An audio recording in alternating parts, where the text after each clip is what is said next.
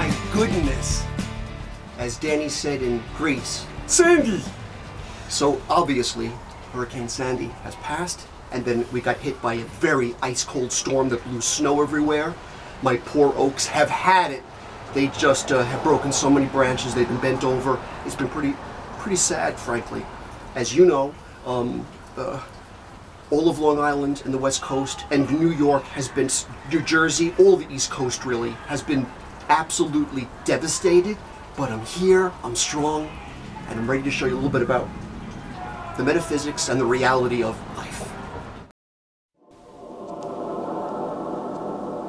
Here I is.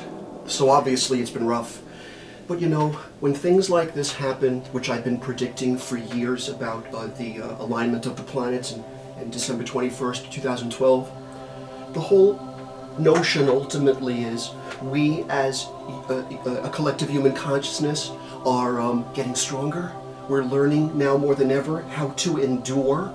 I know a lot of us, spiritually speaking, sometimes feel, what more lessons do we need? But apparently the omniverse has decided we need more. So we have to be grateful. As you saw, I lost a lot of branches from my tree beings. The ones I loved, the videos I've done on those trees and painted those faces for you. I love them dearly. But I begged them in a night of ritual with my wife and I, prior to the storm, please, if you must lose a branch, throw it away from the house. The house is over 100 years old. Save it. You've seen a lot. I love you guys. You know I do. I've anthropomorphized you. I adore you. And they did. They threw their branches away. So the house is spared. My friends are spared. We all are suffering, frankly. There's no heat in the house. There's no, there's finally electricity. Some people have no homes. It could be worse. It is worse for others. But for the most part, we have each other, and that matters a lot. My wife and I had actually gone down to the nautical mile. This house was built by Captain Raynor in the 1800s by the financier, Mr. Wallace. My street, Lena, is named after his daughter. This gentleman had enough money to dredge Woodcleft Canal in the 1800s and make it what it is today, the beautiful nautical mile that's filled with incredibly million-dollar production restaurants. One of them, the Tropics, burnt down literally to the ground. Those people's homes down there have watermarks up to their top of their front doors. For your brother's fish market that's been down there forever, as far as I can remember, since I was a little boy, bike riding down there, was burned literally beyond recognition. Everyone's property, their belongings rather, is in the front of what's left of their property. They still have no electricity after about 2 weeks. It's terrifying.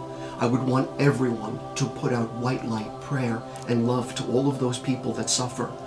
Because, you know, if you're not suffering now, you might be in the future. Our pain of today could be yours tomorrow. Your pain of last year could be our pain today. This is a cycle that the earth is currently in. It's an organic, living engine of energy. And so are we. We're eternal. We are forever. But the universe is I wouldn't say it's conspiring against us. It's not. It's just that it's balancing with us. It's sparring with us. It's letting us know it's alive. And it understands that we are too. We must do what I've always done, respect it. When I've done those videos of the garden this summer, it's because, and showed you snakes that I picked up in the garden, it's because I put ladybugs out in the garden. I don't put chemicals in the grass to destroy the garden. I treat the soil as sacred, and therefore I've attracted frogs and snakes and creatures that normally wouldn't be here, other than the fact that the soil is organic, alive, fresh. That's what we all gotta be. We can get ourselves back to that. Now I'm about to do something quite dramatic. I'm going to do my first read post-Hurricane Sandy and this nor'easter Athena. This is going to be pretty, I don't know if, I'm not going to say it's risky to do this, it's just going to be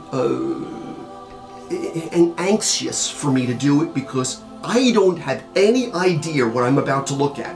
I know when I did a reading prior to the storm, it said there'd only be one big hit, right to the edge of the corner here. And sure enough, that's where I lit the most frankincense, the most Lakota white sage, and that's where my biggest oak threw all its branches away from the house. So these rituals, this energy, this prayer, it does work. But now we've got to see what the vibrational fields say for all of us in a powerful pentagram of number 5. Earth air, fire, water, ether. Let's see what the vibrations say for everyone in the world. It's serious stuff, but life is serious. Let's take a look what the vibrations have to say. You know, this one fell to my lap as I was picking up the cards, and I had the tendency to, you know, take that into account. So maybe this is supposed to be a 6th octave, the 6th vibrational field. We'll see. Okay, let's see what the 5 have to say. So this time, instead of taking each card and showing it to you guys like I do first, I think I'll lay down the star pattern first. So here we are a month before the planetary alignment, the vacuuming up of all of the energy field. We've lost so many even before this entire year. We've lost many because of this, and many suffer. But I'm grateful for every one of you. I'm grateful for everyone. I'm grateful for all the people I have in my life, and I'm stronger and better, and let there be love. The vibes say this. There's a 1, a 2, 3, a 4, and a 5. The vibes today, let's put these down here, prefer to say this. Number 1. This is probably the only tarot-esque vibe we're going to get. I suspect a lot more will be Daniel-esque, but the tarot vibe we're getting is the 10 of Swords. And for those of you that are students of astrology, the 10 of Swords is called ruin. However, the 10 of Swords, which float through the air, are thoughts. The ruin is what you think the ruin is. There really is no destruction.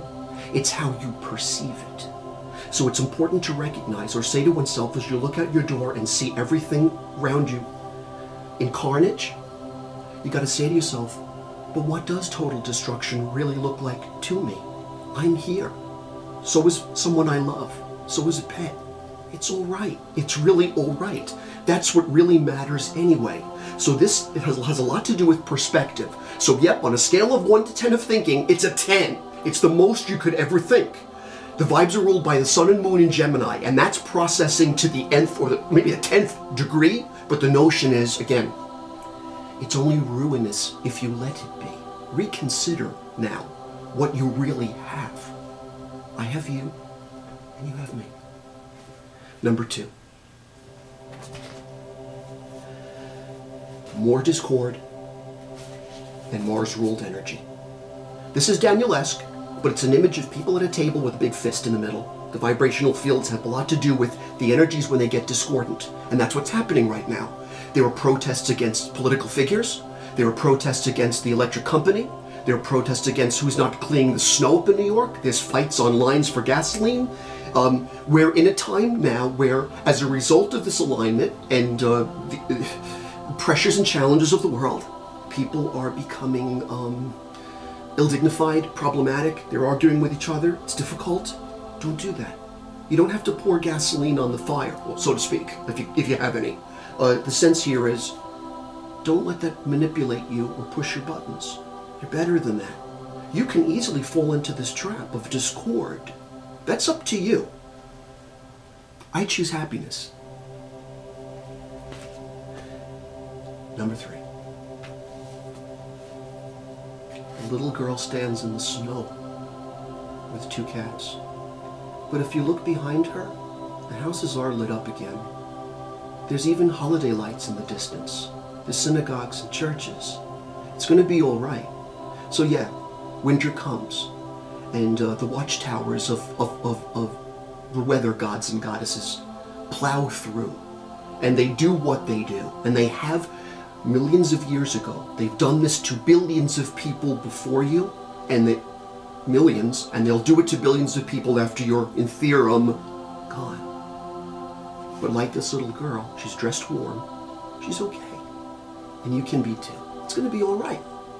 So, it's icy, but it's still okay. It's a season. It's nature. Worship it. Love it. Spring will come and the bulbs will awaken. Okay? Number 4. Now things start to move into a better energy field. I know they started rough with ruin and discord, and you feel sometimes like you stand alone against it all. But it starts to shift into something much more beautiful and green. And those that you love are on the same page with you. And now maybe more than ever, you know who loves you. You know who you can count on. And you know what? That matters a lot. Maybe because of things like this, you are now seeing things more clearly than you ever have before. And that's important. It's important to know who you can really count on. And it doesn't mean you have to dismiss the ones you can't. They suffer. Maybe they need to be taken care of. Maybe you can wrap your arms around them. Maybe you can let them know you love them. So it all depends again on, this whole reading seems to depend on perspective. But you do have people that love you. So the fifth vibrational field, the octave of number 5, says this. Wow. We went from 10 swords to 10 gems. This vibration is called wealth, and it's ruled by Mercury in Virgo. If you communicate with clarity and with prudence, and not emotionally or irrationally, then you moved to a number 10 of the Richter scale in a whole different vibrational field, the 10 of gems. So the vibrational field now suggests inner and outer wealth. Those that do not know how to read properly would probably say what this vibe represents is, oh, you're going to make a lot of money. It can represent that, but I have more often than not in my very long career as a psychic discovered that it represents inner and outer wealth. What you have within is your treasure, and then it ultimately projects out into the world. I've always understood that, of course. This particular painting is an image of an icon from long ago that was well worn by high priests in ancient days. It actually exists in the museums in Cairo. It's rather beautiful. It's magic. But remember what it represents. Inner and outer wealth. Interesting how the reading began with a 10 and ended with a 10. No other numbers. This is very powerful stuff. It's 5 like a star, 5 like a star, 5 like a star. It's 4 stars. So all these stars, these illuminary bodies, the planets, are aligning. Therefore, because I would like to take into account the 6th octave because it refused to be collected up with the others, ultimately says this. It shows a woman on a throne. She's dressed almost like a leopard. This is a painting I did of Princess Nefret Iyabet. They say it's one of the oldest records of any human that ever existed in the ancient pharaohic times. There's no one older than her. People don't even understand what her exact lineage was, what her prowess or powers were, other than she dressed like an animal with these dark spots of what she's been through. But she stands on a throne, and she's ultimately going to be okay. She's sustained. And in the imagery, there are loaves of bread, unguents and water that pour out around her, and hands that reach over to her asking if they can have a piece too, which she gladly gives with the hand that is held to her heart. And perhaps that's ultimately what we all need to do. If we want to leave this earth one day, which we all will, with a sense of greater or higher consciousness, we do it by the kindness that we leave behind. That's our legacy. That's our accolade. It's not the bonuses or the rewards that others might give us now. Thank you for doing this, although that's good. It's the things that maybe not everybody even knows you do, but you're doing them. You're being kind. At the very least, you're loving one another. So you know what? I was a little bit, like I said before, anxious and a bit afraid to do this read because, I mean, I'm courageous. I didn't want to have to see another storm, though, and I don't. So the storms that we've just been through on the East Coast, at least I don't know what yet, I didn't read the whole world yet, per se. There's going to be plenty more, let's face it, let's be realistic. There's going to be plenty more of these tectonic plate shifts and storms, but it's only as ruinous as you imagine it is. The love exists, and we will all go on as one in the stream of consciousness. Be strong, guys. I love you.